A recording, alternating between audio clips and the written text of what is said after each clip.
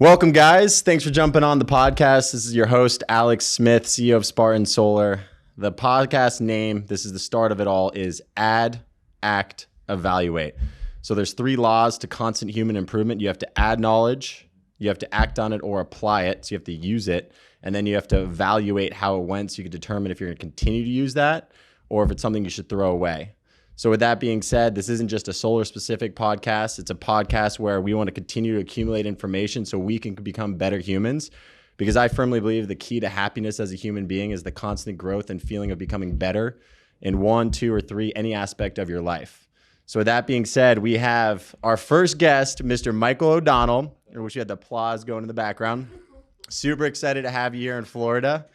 I just wanted to introduce Michael. I've been friends with him for how many years now? Several years. We did our first kind of work together several years ago, right? We met. You were just starting to lead a team. We met in the Keys. We met in the Keys when everything got started. Yeah, that was Bill Murphy's private island training, and I came to speak to you guys there, and that's when we met. That's when we met. That's when I ended up running 14 miles with Sam Taggart and fell apart. Right. For those who don't know who Michael O'Donnell is, a lot of you listening are probably in the solar space, so you do. But I have his little bio here because it's too long to memorize. So he started selling solar in 1984. He's a 5-time double door-to-door Golden Door Award winner in 2017, 2018, 2019, and 2020. That just means he sells a shit ton of solar for over 2 megawatts personally sold every single year, and over 12 megawatts personally generated and sold since 2015. And he's only been in the industry for 1 year longer than me. So it's a crazy rap sheet he's got going on. He leads a sales team to over 8,000 installations and nearly 100 megawatts sold so far. And he's the CEO of Mod Sales Academy, which we partnered up with him to get exclusive rights to getting better and really picking his brain without him being here. But now we have the pleasure of having him here on this podcast so we can all get some information we can add, apply, and evaluate how it goes. So thank you for jumping on, Michael. Alex, so good to be with you. It was kind of a special spark when we met in the Keys. That had to be like 2018, I guess, right? So something along those lines. And then, yeah, we've had really great interactions with you and your team, and you've been just, really kind to reach out and get me involved in what you've been doing, growing your team, and it's been fun and just a great dynamic group. And then now to be here on your first ever podcast, I'm excited, man. That's you're really coming along, and I'm happy to be a part of that. You know, it's amazing because when we first met over in the Keys, it was really, I think, one of your first speaking engagements. Yeah, I had Bill Murphy had seen me get on stage at the D2D Con, Sam Taggart, the Double Golden Door, and he's like, first of its kind. Yeah, like people are killing themselves trying to win 1 and you won 2. Can you come share to my group how, his solar cheat code at the time. Come and share how you did that. It was a lot of fun. Well, he spoke and resonated with everybody. So I think you are an expert at selling salesmen on selling. Talk about getting people fired up about doing their job. There's nothing I love more. I love to sell solar, but what I loved more than selling solar is selling salespeople how to sell solar and to meet salespeople that are hungry to do that. That's what really fires me up and gets me to think more, more in depth, more elaborately about exactly, how do I do that? What's going to motivate the customer to move forward today? So that's basically bringing the subconscious to conscious level so you could train and bring it to other people, which I guess that brings me into the first question I had to you, because I've seen your transformation you've always done the selling. You're always in the field. You practice what you preach. But back then you did that one engagement, you were on door to door, and then I ended up hiring you. Might've been one of your first clients. Right. Yep. Yeah. Well, it was during the lockdown too, I think, wasn't it? Beginning of the pandemic. So I was like kind of doing some other things. It was the beginning of the pandemic. So we got on Zoom and did this training with your team. And that got me thinking, because I get a lot of requests for that. And I usually, other than the fact that we had a personal relationship, I don't really have time to do that. Because there's not the money. Right. You have more money to be made. Well, and Sam Taggart had called me in 2017 and, we had the Double Golden Door and he's like, dude, I'm in Phoenix. I'm going to come by your house. I'm like, okay, what are we doing? He goes, I think let's record your pitch. How do you get people to sign up for solar? I saw it get today? dark. I saw it start lighting get dark in that recording. Yes. Yeah. Right. We started in the afternoon. My son, Joseph, is holding a video camera and I'm like, Sam, I don't know how I do it. I kind of know what I say, but I've never really broken broke it down. He's like, oh, I'm good at that. I'll break it down. You do your thing. And we literally met on my patio, no rehearsal, no thought, and said, well, let's just kind of break it down. Since then, I've had literally hundreds and hundreds of young people come up to me saying, hey, I got into solar. I sold 6 solar systems in my first 6 months. I got connected with, the training and saw these videos, and man, I sold 26 solar systems in the last 5 weeks. And I'm like, whoa, dude, how do I get an override on that? How do I make some money doing what I do best? And you know what? It was all for free and for fun. And that's what it's been. It's being asked to show up and talk to people. And, of course, I have my own solar company. I have my own solar team. But to make time to do that. So then in the last year, my Coach Michael Burt, he's my coaching coach. How do I activate the prey drive in my team? How do I activate, what did I do to activate my prey drive that got me to 2.5 and then 2.8 and then, over 2 million watts a year. That's a prey drive. That's seeing something you want and going after it. That's the idea of the prey drive. So Coach Michael Burt really encouraged me to codify more of exactly what I do. And so I've spent the last couple of years really codifying it, breaking it down, and really examining, how do you get somebody, one, to let you come to their kitchen table where they make decisions. And then number 2, once you're there, you got to light their ass on fire. If they're going to be making a big $50,000 decision today, they've got to be motivated. They got to really want it. So how do you do that in the presentation? And then the problem with solar is that everybody looks at it, everybody wants it. They just want to sign up on a different day than today. Can you email me this proposal? So really breaking down how do I, end up closing more than, 4 out of 5 of those consistently.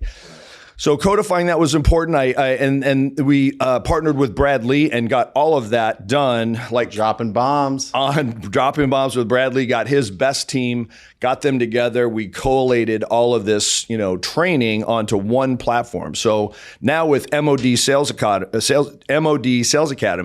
you can literally be spending about 8 hours with me one-on-one. It's a virtual interaction so that you can go from, I don't know how to spell kilowatt to bam, you're closing solar in one day. So that's come about over the last year. We just launched that in December, had a big launch for it at the D2D Con, and we've got, hundreds of people on that are just getting me, great feedback and what it's doing for them and their line of selling. We got the whole thing, the whole team on that. And oh man, it's just awesome to have a platform where they can just plug into and you can get them that training before they even start, which is the part where I'm like, dude, I want to see this whole thing completed before you start. First of all, so I know you're taking this seriously. Second of all, so when you start, we're ready to rock and roll. Yeah.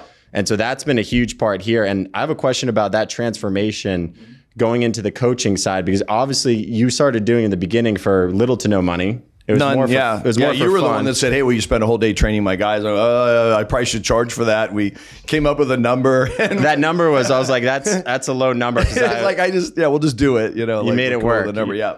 So when you made that transformation, what was the thing that excited you most about going from just selling to building out this platform to helping other people? Because there's more to it than just obviously making money in the process. And I think that's something that fires me up, is that side and your thinking and why you did that. Yeah, I've never made any money on coaching or training or what have you. So that's not been the motivation for it. The real motivation was getting what I know virtualized and onto a training platform.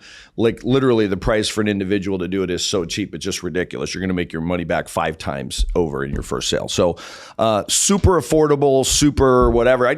What I love is really a couple things. One, to take a salesperson. I didn't learn this by myself, right? I learned it from other people.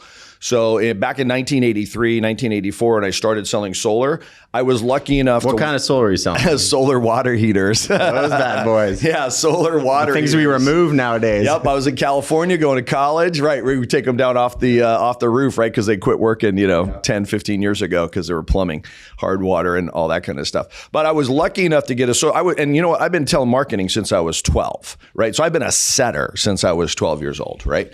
And telemarketing for what? Well, initially I was telemarketing for my mom had a job for the disabled American veterans going, hey, can we get you to put your junk on the curb and the truck's coming by on Tuesday? Can we get a thrift store pickup, help out those disabled American veterans, right?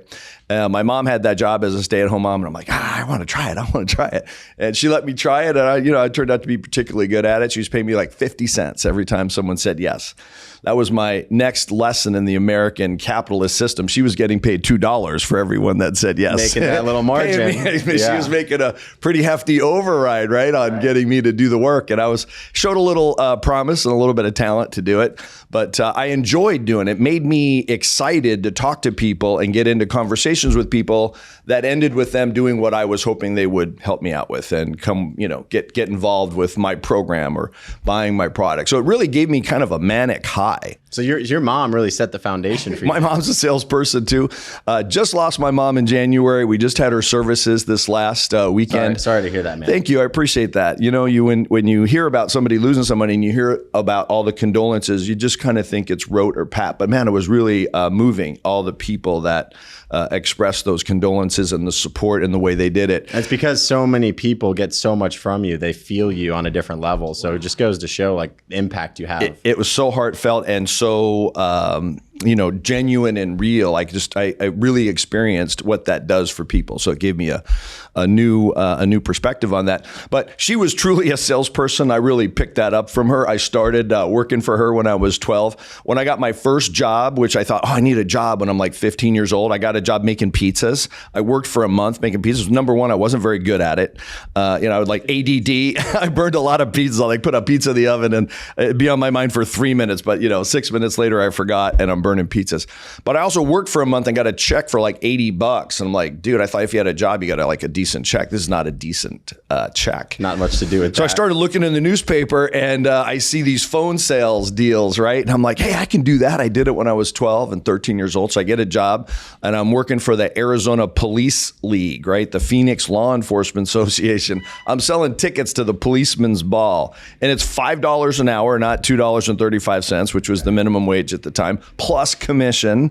And I'm crushing my hourly with, more per hour in commissions. So I'm getting a check now for hundreds of dollars a week and I'm honing my skills. How old were you here? I was 15 years old. I lied, said I was 16, but I was really 15. I did that for the next couple of years, and that led to me setting appointments for aluminum siding salesmen and then solar salesmen. I'm in a solar sales office, just, hey, we got a guy in your neighborhood. Can you stop by and show you a presentation? And hey, if you let us over, we'll give you a free set of steak knives. The Glengarry, Glen Ross, everybody has seen the meme, put down that coffee, coffee's for closers. What they don't know is that the first prize was a brand new Cadillac, right? The second prize was a set of steak knives. And the audience is going, that's a pretty big drop, man, from a Cadillac to a set of steak knives. What no one knows, what I know, because I was in that same exact type of room in 1983 when that movie came out, is that every single one of those salespeople is knocking on doors, talking to the lady of the house about coming back later that night for a same day, right, appointment to do our presentation. They happen to be selling real estate in that sales office. And the lady's like, well, I don't know. Tell you what, if you'll let us over, we'll have a free set of steak knives as your free gift. So everyone in that movie in Glengarry Glen Ross with Alec Baldwin saying, put down that coffee, coffee's for closers, first prize, Cadillac, second prize, steak knives. What the audience doesn't know is that everyone guy in that room has 25 sets of steak knives in the trunk of their car. You're stuck with it. You're like, oh, great. I get a set of steak knives as second prize. By the way, if you remember right in that movie, third prize was you're fired. So one guy's getting a Cadillac, another guy's getting a set of steak knives, which is a joke. And then the third, everyone else in the whole office. It's a prize either way. Yeah. So I was in that office in 1983, but I was in the phone room. I was a setter. And I'm setting appointments for solar salesmen. Walked into the conference room where these guys that had been selling aluminum siding for 25 years were applying the skill set of, we're knocking on a door, getting invited to the kitchen table, doing a compelling presentation, and then finally getting them to understand that today was the day. We're moving forward with this today. Here's why you want to buy this today. Well, here's good training. It was excellent training. They said, here's what you do. Just like you were showing me your presentation, right? Here's the presentation. Walk them. So in those days, a PowerPoint presentation was literally an 8x11 3-ring binder with your little slides, which were, who knows where this, media came from. People still use that. On the 3, those clear plastic inserts. So you'd walk through somebody, you created, the pain, showed them the urgency. And then invariably, they would always say, this is awesome. I want to do it on a different day than today. And they say, here's what you do when they say that. And they would show you the Colombo close, the next close, the next close, and basically taught me how to empty the clip until they were signing up that day. And I literally went out for my first presentation. They loved it. They liked it. They said they wanted to do it on a different day. I started that next song and dance about how to do the today only close, and they signed up. I went to my second appointment and they signed up. I went to my third appointment and they signed. So I sold 3 solar systems in my very first day by doing exactly what I was shown how to do, doing exactly what I was taught and how to do it. So, most people I run into, it's a lot of resistance to following the actual script. Yep. They want to do it their own way and long pushback. experiment. People want to free flow with it. And so you just grabbed and they said, hey, you'll be successful. You do just this. And it sounded like they really focused. I mean, the presentation's part of it, but that last part seems where they put the emphasis on. They knew how to do it. So solar is real easy to do and real easy to sell if you know how. To do it. And so the training is critical. Using methods and tactics that are proven to work is super important. We don't need to reinvent the wheel. Like, this has been going on for a long time, right? Those guys were selling aluminum siding. If you want to see another movie that has tons of memes in it for, sales, the same exact type of sales that we do, watch the movie Tin Men. They're literally aluminum sidemen. Danny DeVito driving his 1957, Cadillac Bel Air, and these guys would get new Cadillacs every year. And it's the actual guys knocking on doors, pulling, they got these little schemes that they do to create urgency. And it's a hilarious movie, but they actually are shown doing what we do, knocking on doors, making presentations, getting the deals to close. And then, of course, there's some crazy drama going on to make a movie out of. But that's the real deal. We don't need to recreate the wheel. We just need to get the information from the people who have it, and that's people like you and I, to the people who need it, which are the people we're recruiting. And when you're adding in this, because what happened to me was I got your information from Sam Taggart. Right. I listened to it the entire time. I wrote it out word for word for word for word. Yeah. And before this, I was, I had my biggest month right before I started watching this. But like me and you just want to keep getting better. And so I was grabbing this. Man, I recited this thing 1,000,000 times. It's like, hey, this is a long process. Keep in mind, there's 1,000,000 things for me and my company to do. There's nothing for you to do. Yeah. But today at the end of this and going through the whole spiel, I had it down perfectly. And I tried to grab too much of what you did. Mm-hmm. And there's too much content. The other mistake the big mistake I've made throughout my career is like, I love this. I'm going to just change everything up and do exactly what you're doing because I think you're doing it better. And when I try to apply it, you're thinking about what you're saying and you're less engaged. And so one thing I see is, and I try to tell people this all the time, is that when you hear these ways that are framed by Michael O'Donnell or Taylor McCarthy or anyone else that's, bringing in this imagery and creating the scene for these customers, you need to snag just little snippets of it and keep applying little parts rather than reinventing your whole thing, because then you have a steep decline. Yes.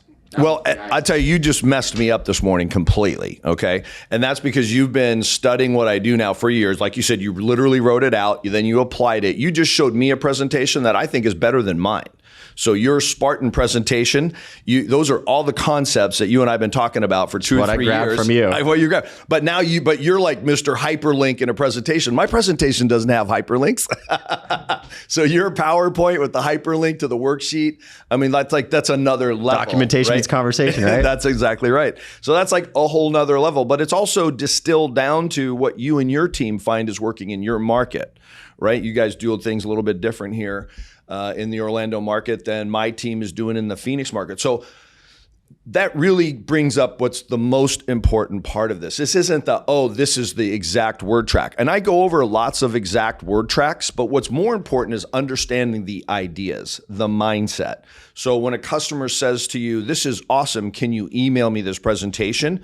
What's important is the mindset. Oh, I understand. This is the part of the presentation where the customer says, I'm going to buy this, but on a different day than today. What's my job? My job is to not get really bummed out about that, not argue about that, not pout about that. my understanding, my job is to understand that that's a buying signal. The customer is excited. The reason they're telling you, can you email me this presentation, is because they've already shown you how excited that they are about solar, that they plan on buying solar. Like, I just exposed that to the sales guy. That's not a good negotiating tactic. Plus, I'm afraid to make a big decision today. Can you email me this presentation? It's the idea that when you hear that, instead of getting sad, so most salespeople hear that and the presentation's going well.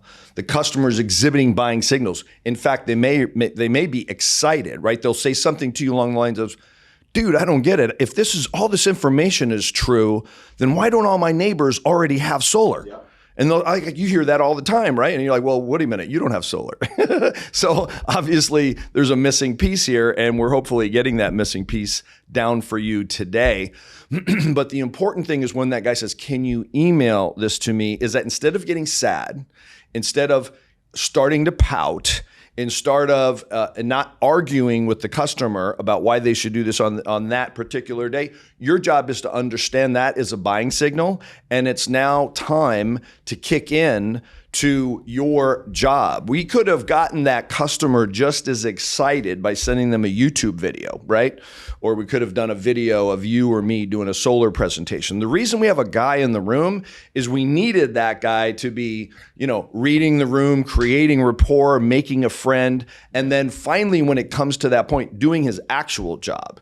And his actual job is to get that customer up and over that concern about making a mistake, or, is this too good to be true, or just his natural inclination to procrastinate. How do we break it down so that we know exactly what to say, exactly what to do, how to act? Those are more ideas than they are word tracks, right? So the idea is what's important to absorb, and then for you to digest that idea, and then to wrap your own, word tracks around that. And that's what I try and teach people is, what is the idea, right? What is the image you should have in your mind at that moment when the customer says, are you going to email? That's a buying signal. The image in my mind is that this is time to do my job. Yep. Not to get, I can't believe they're saying this to me. I did everything so well. They said they were going to do it if the numbers made sense. The numbers made sense, and now they want to think about it. Yeah. Good thing I brought a toolbox with me, because now it's time to go to work, right? Yeah. Now it's time to get the tools And that's a big flip in someone's mentality, because that part is super uncomfortable. Yes. Because I know you talked about the Colombo Close and these tactics you use that are duplicatable and they work, but it's like almost every time you do one of these things, you can't believe it worked. So I have worked with people that are on my team that I have talked to them and showed them these tools, and they've watched me present them over and over and over again for years and years. And I know darn well they're sitting in a presentation and the customer says, can you email this to me? And now there's a nail sitting in the table, there's a nail on right, just there right in front of them, right? And they look into their bag and there's a hammer. And they look on the table and there's a nail, and they look in the bag and there's a hammer, and I think, why don't you grab the hammer and hit the nail on the head? And they don't do it. And why is that they don't do it? The reason they're not doing it is because when they do it, it may work, but it's absolutely going to get very awkward, right? When a customer says, I want to go solar, I want to do it on a different day, I want you to come back on Friday. Can you come back on Friday? Yes, absolutely. Oh, absolutely. I can come back on Friday. Why? Because that's not awkward, right? If you say, yes, I can come back on Friday, you have preserved the rapport. You have avoided making it awkward. And then you post in the group chat, right? You say they're doing it on Friday. They awesome got presentation. Their credit got approved, and then you never see the deal come in. Yeah. So my wife knows better, because she's heard that from me how many times, right? Oh, how was the presentation? Went terrific. They really liked it. Great family. Well, how did it go? They're going to have me come back on Friday. We're going to write the deal up on Friday. And my wife just rolls her eyes like, I've heard that 1,000 times. I know that's, she knows better than I do. And you know what? I know it too. The only difference is I'm holding on. I'm buying the objection, right? So Grant Cardone says, sell or be sold. If I buy that objection that I want to do it, but not today, I'm the one who's leaving that presentation who got closed, right? So you have to decide at that point in time, are you the closer or are they the closer? Who's going to be doing the selling? Who's going to be doing the buying? If you buy that objection and make a decision that you want to preserve this rapport for the next meeting, And here's the problem. You need to be the one in the meeting that knows there's not going to be another meeting, right? That meeting on Friday is fiction. It almost never, ever happens, right? You start falling. You want to talk about awkward? You don't want to grab that hammer and hit the nail on the head because you're going to confront their instinct to procrastinate, and you're going to be trying to, literally do an intervention on their idea, which is to do this on a different day and procrastinate. Because everyone else they've talked to will back off at that point. Everyone does, right? I mean, 9 times out of 10, they will. But if you want to, get them to move forward, you're going to have to move forward. You want to experience something that's, to me, I understand it. If I grab that hammer and I confront and do an intervention, then we're going to really be making it awkward. It always is awkward, right? The customer said what they want to do, and you're going to nah, that's not going to work for me. Do you still feel awkward doing it? I do at times. It depends. Some people are intimidating to me. Like, not as many people are intimidating to me. That might be intimidating to someone who's new. Yeah. But if somebody's a big timing he's got a big time job at a big time company, and listen, that's not how I do business. You mentioned you need to have this done today only, and you and I are going to stop and cease having a conversation for all time, right? You're gonna take this rapport that we've built up, and you're gonna completely blow it up. So I had somebody say that to me the other day. It's intimidating when someone does that. Now, you don't even have to have that said to you and you can be intimidated, just because, again, there's this natural inclination not to confront people, not to do an intervention on their idea. And then all of a sudden now we're walking down this path that the customer is leading you down instead of you leading down the path where they end up, taking action today. Now, here's the primary crux of the issue. And that's that if you go along with their idea and go down this path where supposedly you're going to come back, number one, you're going to really discover what awkward means. Okay, because you're going to call that person the next day and talk about setting that appointment or confirming that appointment, and they're going to move it on you, right? And you're going, I forgot about it. We have family in town, and can you give me a call on Monday? And then you're going to give them a call on Monday. Hey, I'm just running into a meeting. I don't really have any time. Can you call me back, right? Then you're going to call them, and they're not going to answer you. Then you're going to text them, and they're going to send you a little text back about, oh, yeah, super busy. Sorry about all that. You had to text me again tomorrow. And then you're going to text them tomorrow, and then nothing. And then you text them again, ghost. And you bought in all that hope. Yeah. You're the one. You've already put them in the win cal. You've already posted on the group thread. This deal's a sale on Friday. Now it's Monday. Now it's Wednesday. Now it's the next Friday, and the dude's ghosting you. Talk about awkward. Yeah. Like, that's really awkward. Like, we had this rapport, and now this guy is disrespecting me. How do I handle that as the salesperson? How do I respond to this guy disrespecting me? If we'd taken the alternate path, confronted that idea, done an intervention on his plan to do this on a different day, and then overcame his objection and had him move forward, the entire everyone has a job to do, and that job is hopefully performing a service. What salespeople don't understand is that the service that they're providing is that intervention, is that confrontation, is the willingness to make it awkward, right? It's awkward when we knock on the door. They open up the door and there's a guy there, and we're like, I want to talk about what I want to talk about on your doorstep, which is solar. And they're like, God, there's a guy at my door and we're talking about solar. I mean, it's our job to make it awkward. The reason, and a lot of people want to rely on marketing to do that. Why do they want to do Facebook ads and lots of marketing? So they can avoid the awkwardness and just end up in a presentation with someone who's interested. Well, I want to do that too, but the amount of money that it takes to do that, and the amount of interactions that it takes electronically to produce one human interaction, is thousands and thousands. I went down that rabbit hole, spent $150,000 So on Facebook. I was so excited about learning how to target market. I met you at the Bill Murphy That's when we met. Thing. I was spending all this money on it, and you get sucked into it, and you almost cannibalize your own business. Yeah. You stop doing what works. Well, and I think it's important to do lots of marketing. And my company spends, a 7-figure dollar amount doing marketing. Why marketing works, right? Direct mail works, right? We do a lot of direct mail. Direct mail works. But, you're looking for a 1%, 2% type of, reaction, interaction. So it's a huge number. Now, what are the numbers of knocking on doors? I knock on 25 doors. I get about 5 or 6 people to answer, maybe 7. My numbers are I usually get about 1 appointment out of every 7 conversations. And what was my investment into that? literally an hour and a half of my time. So yes, other forms of marketing work, but nothing works like actually going up to a homeowner and going, hey, what about solar? Can I have a conversation with you about solar? And it is awkward. They open the door like, oh, no, there's a salesperson at my door. Oh, it's solar. And yeah, you have to overcome those awkwardness. And that's what the tools are about.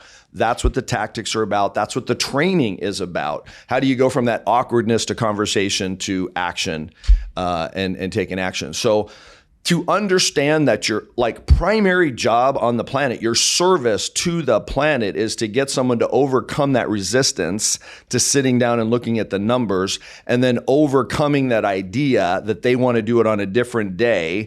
And that now we're going to talk about a real compelling process that's going to lead them to a conclusion that I am way better off taking action today. But you're going to have to walk through this awkwardness to make that happen. And most people, some people, maybe they just don't have it.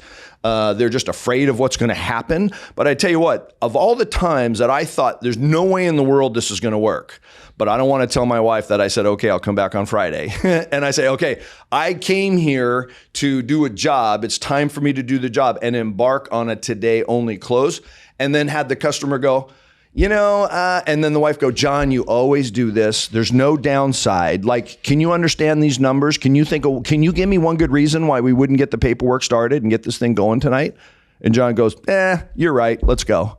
I was already ready to bet the farm that there's no way in the world this was going to work. Yeah.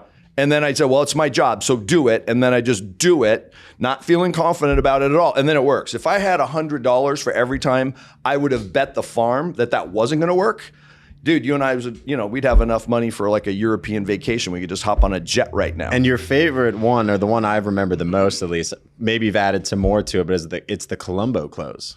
That's one it's that letting really all the pressure me. out of the room. Yeah. So there was a meeting before the meeting where the two people had this, it's a conspiracy, really. You're not in on it, right? The meeting before the meeting was, I don't care what this guy says. They're a conspiracy.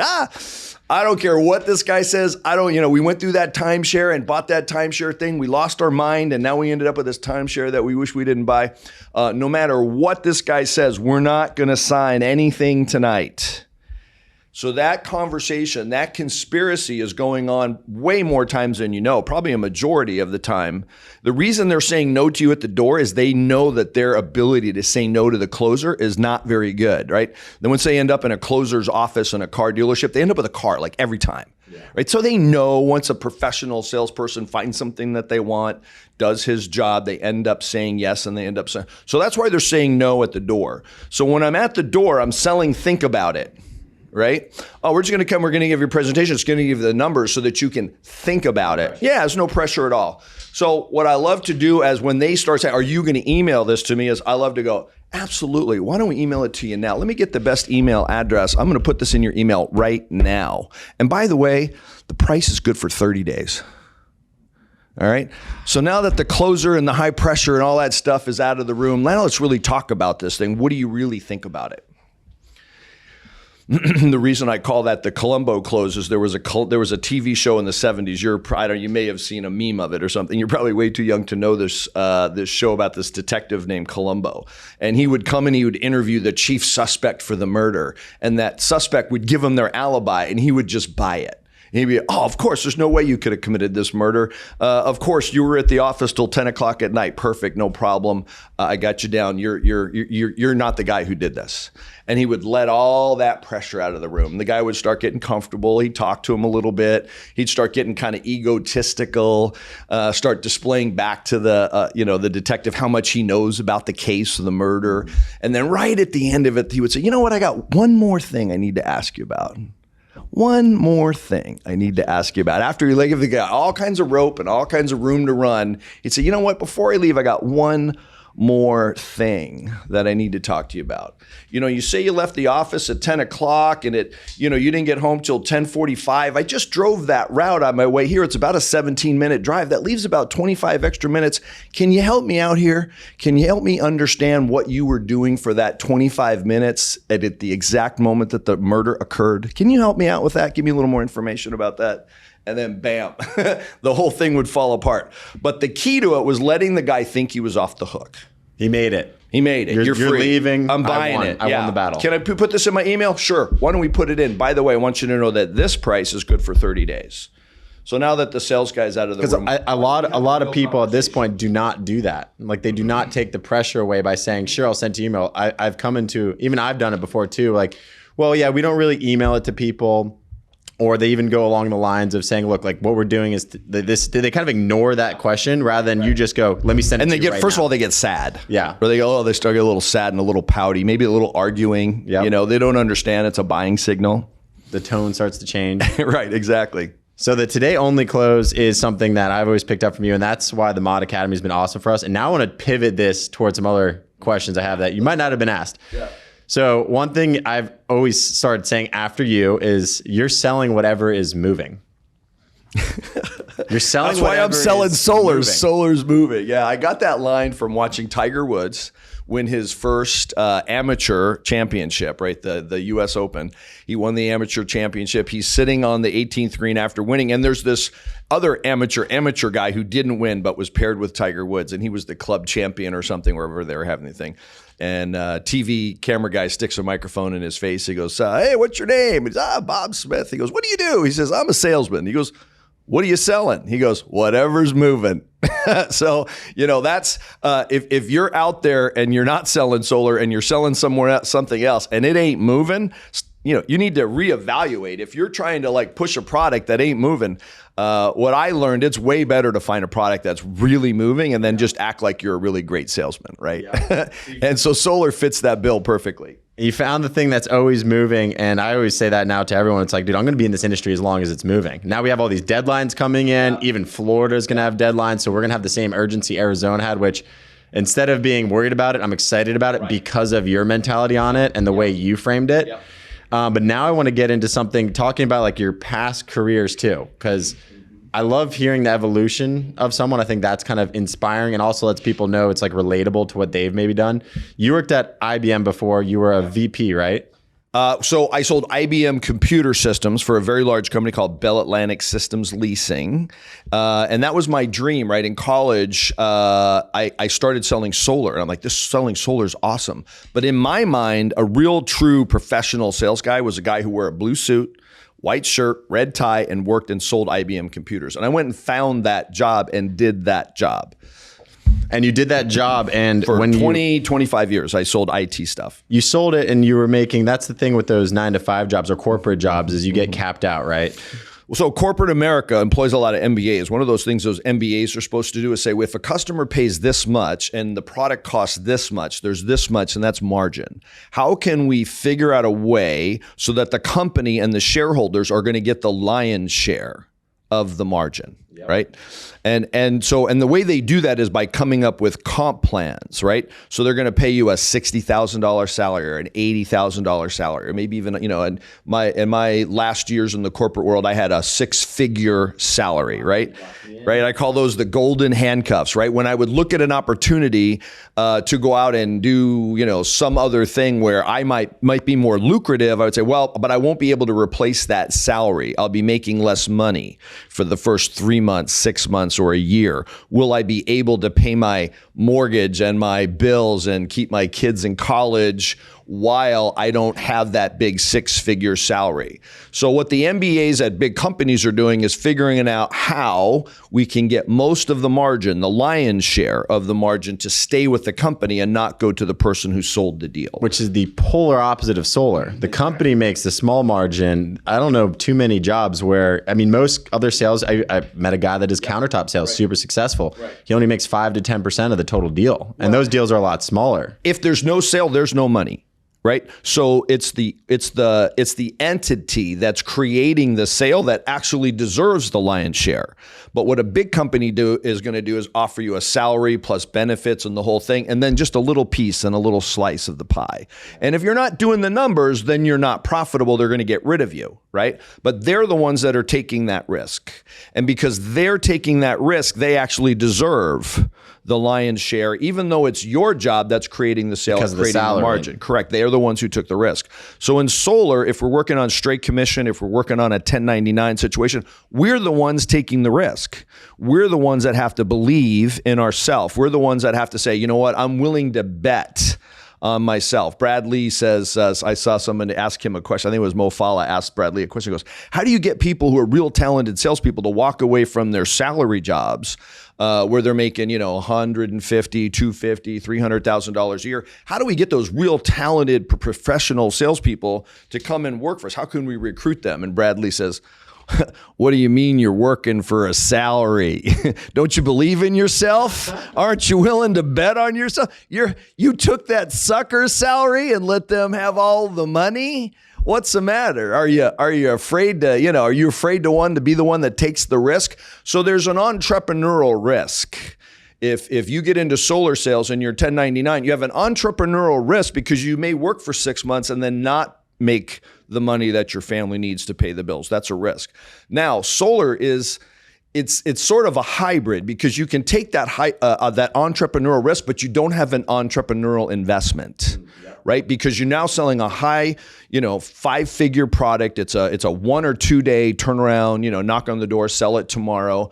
Bam, you're getting a check, within a week or two for the, first part. And then now you got to wait 90 days or, 60 to 90 days, whatever it takes to install it to get that second part. So you have cash flow issues. You have some risk that you're going to work and not make enough money. But what you don't have is the risk of starting a company and the investment that it takes to start a company. The company is providing that for you. And so you're way, way, way ahead of the game. All of a sudden, you're this entrepreneurial engine generating millions and millions of dollars worth of revenue and hundreds of thousands of dollars in margin. And you're getting the lion's share of that margin. Why? Because A, you took the risk, and then B, it was your skills and your ability and your effort that created the sale. No sale, no job. If you don't make a sale, no one else in the company has a job. The CEO doesn't have a job. The installation department doesn't have a job. The receptionist does. No one has a job if you don't make a sale.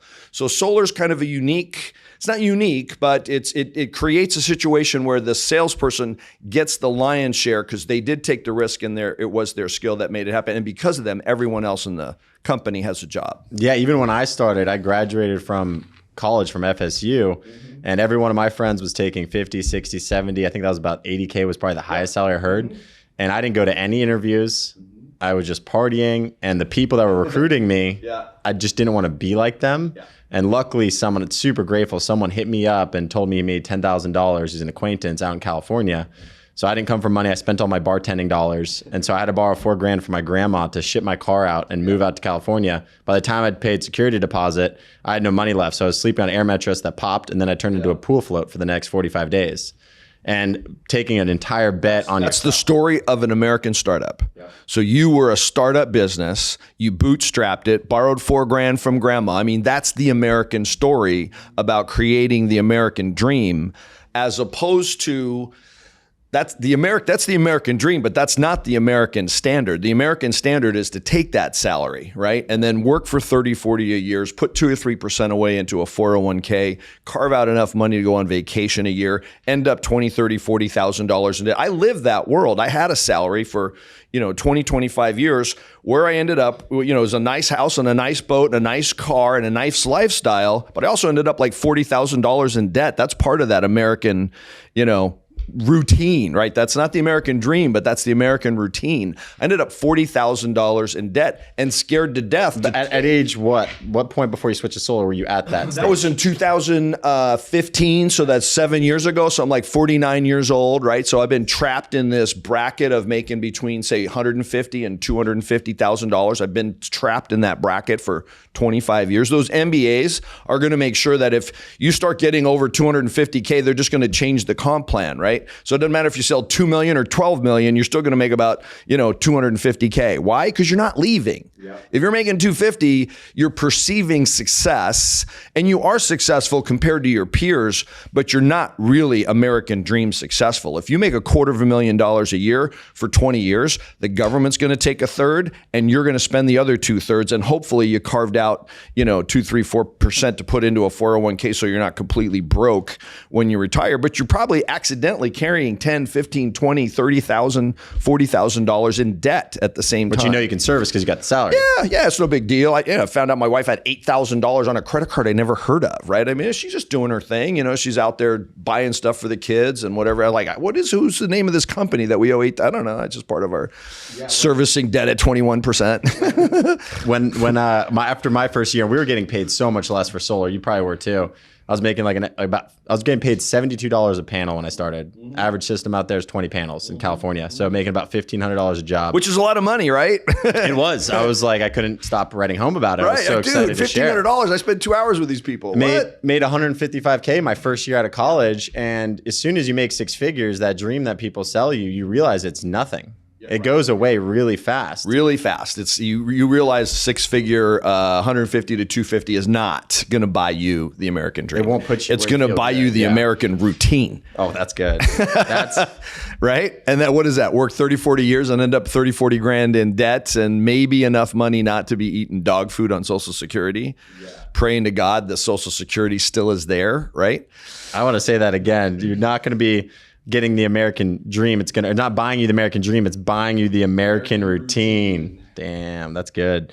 Now, I know we have a limited time here, so I just wanted to fire some questions at you that people probably haven't asked. So what's one thing you wish you knew when you began your career first at IBM? I wish I would have taken, like you did, I wish I would have taken that $4,000 from my grandma and went on to an entrepreneurial route. Instead of, I had that idea in my mind that corporate America and climbing that, and I did. I not only got to be sales manager and director of sales and then VP of sales, I ended up being the VP of a company's, I was a regional vice president for a company that was nationwide, which means I had $15 an hour technicians reporting to me, right? I didn't have the sales. I had sales and operations. I had the P&L. And I had been promoted to a job I was not qualified for, right? And it took me all my time to figure out how to keep the company with enough $15 an hour employees and then being able to figure out the P&L. Man, I'd had to forecast how much we were going to spend on postage stamps in a year. Like, I don't know how much we're going to spend on postage stamps in a year. Yeah, what it did was keep me away from being in front of customers, which is what I was good at, right? So I literally got promoted and climbed this ladder to a point where I was hating my job. I hated what I did, but I had the golden handcuffs on. So I wish I had earlier in my career transitioned into something like solar. Now, keep in mind, in 2000, 2005, I started selling solar in 1983. I was really good at it. I didn't leave it because I didn't like it. I left it because the tax credits ended, right? So the thing we all need to know right now is that Build Back Better is dead. Build Back Better was, it was going to expand. It was going to extend it for 10 more years. It was going to increase it to 30%. And it was going to expand it to include refundable tax credits for people who don't have tax liabilities. That's dead. What does that mean? That means we have a 26% tax credit for about 11 more months. And then it's over, right? And then it's going to go to 22%, and we'll have that for 1 year, and then it goes to zero.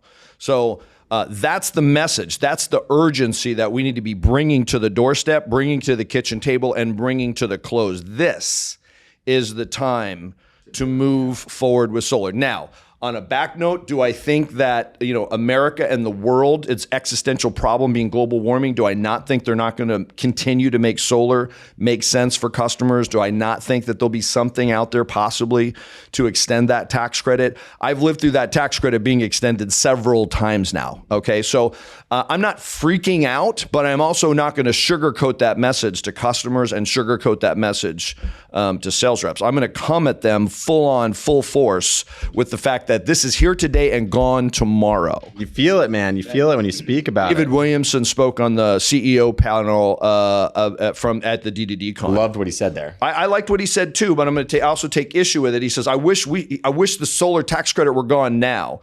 And I think what he was really talking about is we need to get it into our minds that it is going to be gone and start making solar sell and pencil without it. And with that, I agree with him 100%. But he said, I wish it was gone now. And I go, dude, I don't want it gone now. This is going to be the greatest deadline of all time. As a salesman, I understand the value of a deadline. And if I can be selling solar with that deadline, I'm literally going to have a gun to the customer's head.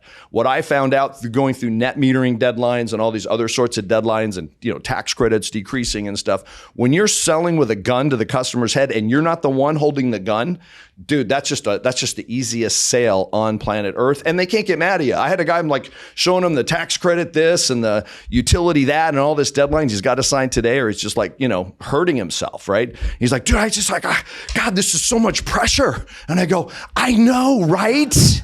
Like, dude, I got a whole business based on this stuff and it's going away. Come on, man. We gotta get you on this side of the deal.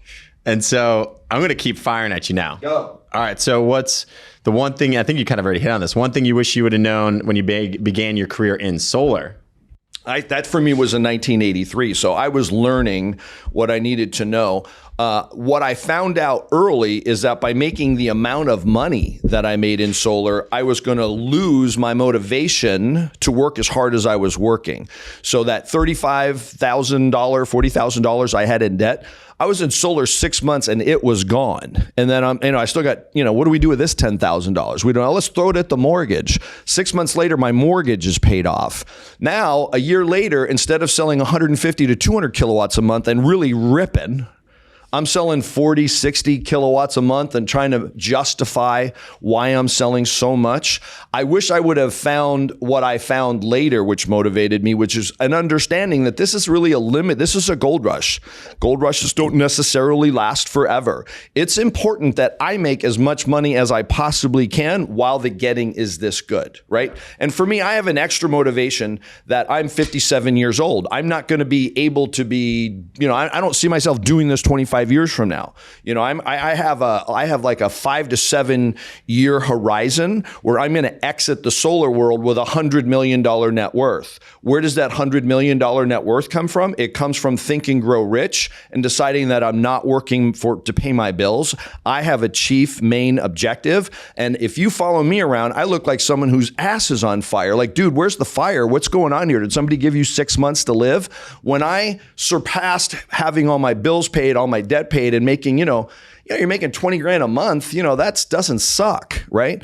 But that's literally a fraction of what you can make if you're working for something else. And where does that come from? That comes from Think and Grow Rich. I wish I would have come into solar with a Think and Grow Rich mentality instead of finding that book after I had lost my motivation. Not treating it as a book, right? Treating it as a textbook. It's a basic text. It's a basic text for how do you change your mentality from a guy who's trying to get his bills paid to a guy who's literally trying to create generational wealth. Yeah. And that's what this opportunity affords us, is an ability to create generational wealth. But I can have all the opportunity I want. If I don't address that opportunity appropriately, it's just going to go by me. And I'll be going, when's the next gold rush? Gold rushes don't come around. I feel that, especially hearing what happened in Australia, where the prices have dropped so low, it's so competitive, such little red tape to get into that industry where sales guys are making very little. Yep. And at the same time, the customers aren't getting serviced well because there's very little margin to service them. So ethical sales in solar. The topic brings me here because of what happened on stage at Door-to-Door Con. And man, there's the one part of ethical sales, which is how you treat the customer, making sure that you don't sell a deal that doesn't make sense. Right. We all agree on that part. Yeah, but then there's 100%. The other side of the business that we've seen happen in this industry. The ethical side is how a company goes about getting their business. What have you seen people do that you don't believe is ethical, that you have issue with?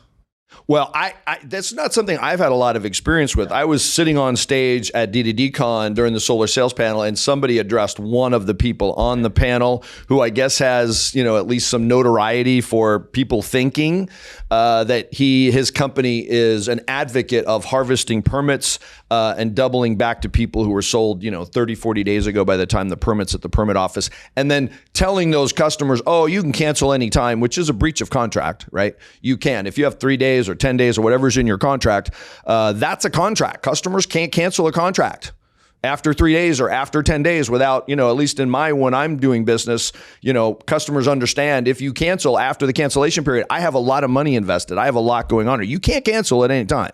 There is going to be a financial consequence to canceling after the cancellation period. So doubling back to customers and telling them, oh, you can cancel anytime and here's a better deal and da-da-da-da-da-da.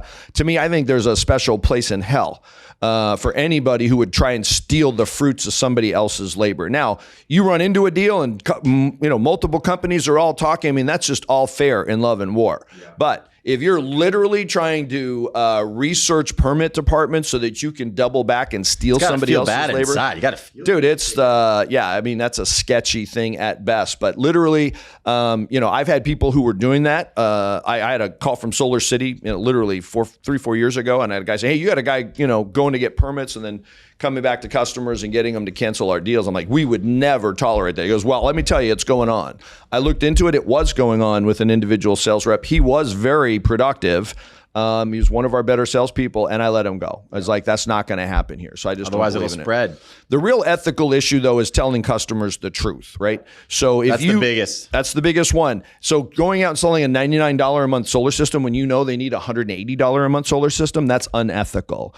Leading somebody to believe that they're going to put solar on and have a $10 or $15 or $20 remaining bill when they're really going to have a $50, $60, $80 remaining bill. You're going to spend $800 a year with the utility on top of solar, and you know that, or you're not doing the due diligence to find out what that really is, and you're taking a couple of panels off a design so that it's $20 a month cheaper, numbers look a little bit better, a little bit easier to sell, and you're not letting customers know what the real cost is. That's totally unethical. I'm completely against that. Most people, I think, will burn out doing that too, because you start feeling what you're doing 100%, and it creates that angst where you don't even want to go sell anymore. Well, you don't want to answer your phone at 7 o'clock in the morning because you're afraid it's a customer going, "What the hell?" You won't respond.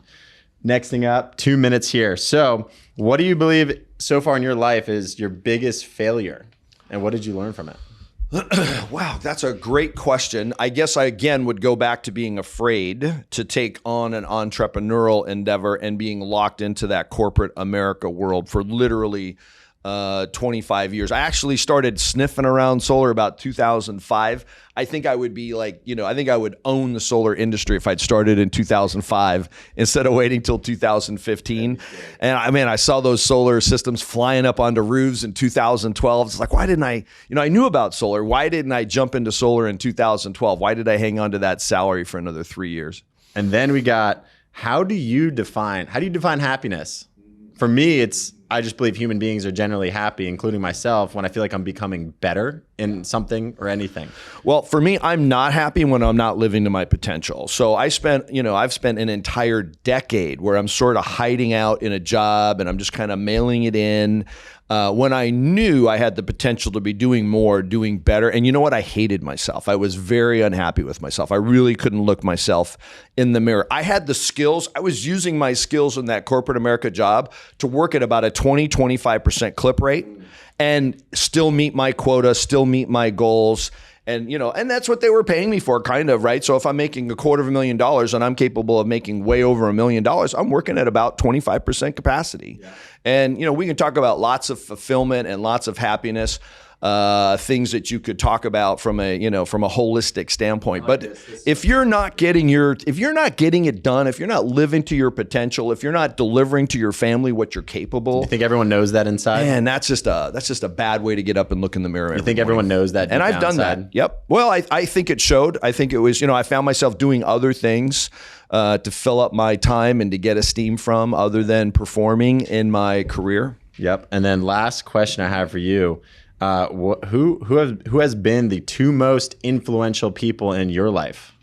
I already know your books. You got Mini Habits. You got Think and Grow Rich. But so obviously Napoleon Hill and you're one of the things I love about your show. You're talking about add, right? One of the few things. There's very few things you can really do that's going to add to who you are. One of them is a book, right? If you read a book, you have the ability to add that to your thinking and change your life. Og Mandino, read those 10 scrolls, 30 days in a row, out loud. You're going to be a different person at the end of that. There's very few things you can do that will really add. The other is meeting somebody and in particular, somebody who can bring wisdom and experience to you, like in this type of a training that you've done for your people. But I would say the two people that have been the most influential are my two partners. So Val Barraquette is the president of the company that I own with my two partners, Sun Solar Solutions. His diligence and the ability to appreciate really bringing quality to the operation side. I don't have that. The reason I need to have a good partner is that I'm not a good ops guy. I'm not a good detail guy. I'm not going to bring that quality to the customer experience.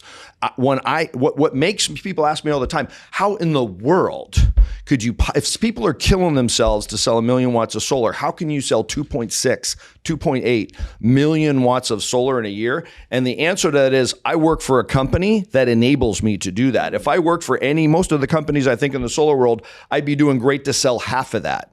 But the understanding that my partner Val Barricade has is that salespeople don't belong anywhere else in the process. They shouldn't be doing any other job. They shouldn't be doing proposals. They shouldn't be doing welcome calls. They shouldn't be doing utility this or site survey that. They shouldn't be doing anything other than making appointments and closing sales. Like if you're doing anything else, like you're really missing the opportunity. And so Sun Solar Solutions was built in mind to do all of those other tasks so that a salesperson could, it will do levels. Yeah. Yeah. It's a Formula One race car that will go at 250 miles an hour. Like if you're driving a Yugo, a 1989 Yugo, it won't go 250 miles an hour. That vehicle doesn't go that fast. So to be in a 250 mile an hour, Formula One race car, that to me is motivating. And the other is my partner, Troy Dimbakowitz. He has sold as much solar as I have. And he's sort of, he's not the social media guy, so not as many people know him. Literally to have two guys that have sold 12 million watts of solar, that's a testament to how well the company is built. But to see him day after day step it up and get to that next level and lead teams and training his people, but deliver. The advice I would give and the advice that I get from watching the two of them, particularly Troy, is, never stop selling solar, right? So everyone in the solar world is trying to become an override guy or an owner guy. What you need to understand is overrides do not pay what sales pay, right? The salespeople make the lion's share of the money. Keep selling solar. Owners don't get paid anything unless there's money left over after all the bills are paid, right? You don't get so much a watt, do you? You don't get so much a watt as the CEO of Spartan. If there's money left over and all the bills are paid, then if there's leftover money, that's the bottom line. People that aren't in a ownership situation don't realize that bottom line is a very tiny little percentage. You need lots of very different volume. Than what you think it is. Very different than what you think it is. It's all volume. And it can be a negative number. Like if you make $1 million and spend $1.1 million, you lost $100,000. That's not a good place to be. And that's what owners face. If you miscalculate by a slight amount, you're going to end up in a negative number, not a positive number. So how have I combated that? Over the last 5 years, I could have put myself into an override situation. Troy could have put himself into an override situation. What have we done? We've kept selling 2 million, 3 million watts of solar every year. And what has that done? Provided us with a 7-figure income, regardless of what else is happening to go on with the company. So that's what I've gotten from those two people that have really, guided me. And that's the guidance I would give to anybody in the solar. This is a gold rush, man. Keep selling solar, make the money. If there's other roles you want to play, owner, team leader, VP, fine, do that. But find a way to do that while you're also selling solar. Yep. I love it. Michael, thank you so much, man. Great to be here. This has been a blast. Where can people find you on the social? So my social media is Michael O'Donnell Sales, and that's Facebook and Instagram. And I would encourage you to check out modsalesacademy.com. It will show you exactly what that training provides. I've got hundreds of people that are on it in just a month or so. The feedback's phenomenal. It's exactly every single thing that I've learned and been able to codify it all in this virtual experience. It's like a Netflix binge. Literally, you click on it. It's super. Bradley's people did super production. It's super entertaining. How is Bradley in person? I've never met him. He's awesome. I mean, he's dropping bombs. I mean, he's the guy that you see on Dropping Bombs. He's the guy that you hear. I've heard him speak from the stage, half a dozen times.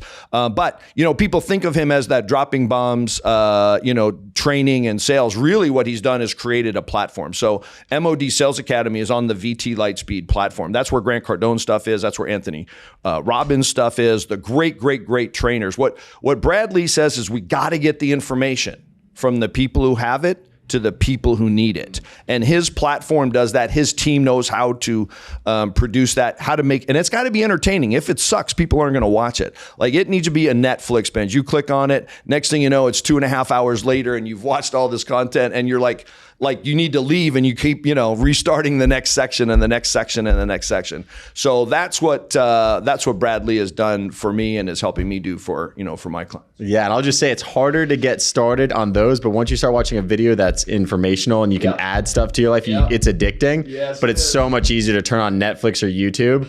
You have to start with that first video, just do that one push-up to get rolling. Yep. And I hope you guys understand, again, this is the Add, Act, Evaluate podcast. So if you got some knowledge, you got to give Michael a follow. But if you got some knowledge, you've added it into your brain, hopefully you wrote it down, you replayed some stuff. The next step is to act on it and apply it so you can put it to use. Without that, it is worthless. And you maybe got a little high from listening to this podcast, but that's about all you did, got a little excited. And then you have to evaluate how it went and then continue that evolution so you can continue the growth and steps to constant human improvement. Thank you, Michael. Thank you. We're out. Awesome. See you later. Good to be with you, See you in Alex. an hour.